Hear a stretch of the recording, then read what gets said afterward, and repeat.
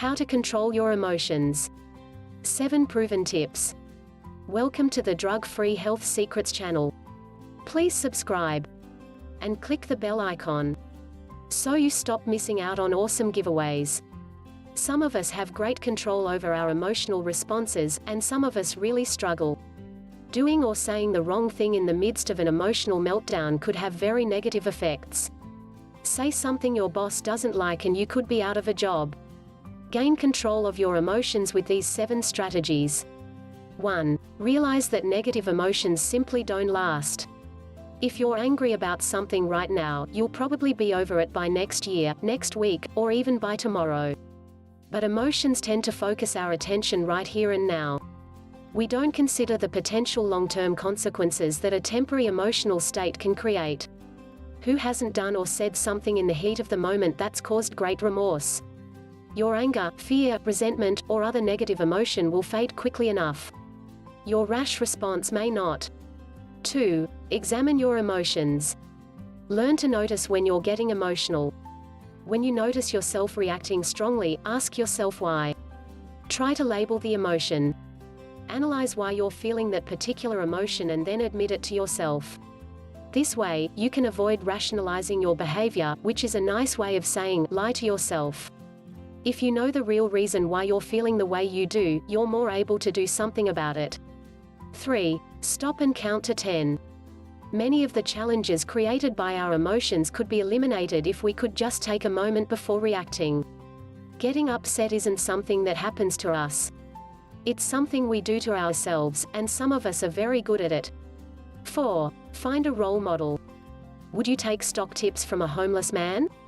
Probably not. Learn emotional control from those that maintain their composure regardless of the circumstances. When you find such a person, ask them how they do it. The answers you receive could make all the difference. 5. Find a healthy way to release negative emotions. Our actions can directly influence our moods, and our moods affect our health. Emotionally, mentally, physically and spiritually. If you're feeling bored while watching TV, there's no reason to continue watching TV. Immediately get up and go for a walk. Go to the library and find an interesting book. Pick up the phone and call a friend. Exercise is a great way to release pent-up energy. You don't have to passively accept your mood. Go do something else and change it. 6. Try altering your breathing. Many people assume that emotions are entirely psychological, but there is a physical component. Realize that all emotions are ultimately experienced as physical feelings in your body. You've just learned to label certain body feelings with names like anger and fear. The only part of your physiology that can be easily controlled is your breathing. Take a look at how you're breathing during a strong emotional response and change it. A few ideas you can try are holding your breath for 5 seconds, breathing deeply and slowly for 30 seconds, breathe in slowly and breathe out even more slowly. Think about your breathing and count your breaths. Focus on the physical feeling of the air moving in and out of your body. 7. Understand that forgiveness is a choice. It is a decision divorced from emotions. So don't hold resentment and bitterness in your heart. Let it go. Holding onto it only causes you harm. If you're used to being controlled by your emotions, you know that it's not easy to maintain your composure. But you can choose to respond differently to your emotions and make wiser choices. Negative emotions exist to inform us that something might be amiss. They are not there to control us.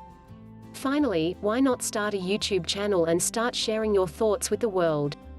I've placed a special URL in the description below this video that lets you try out the same software I'm using to create these videos.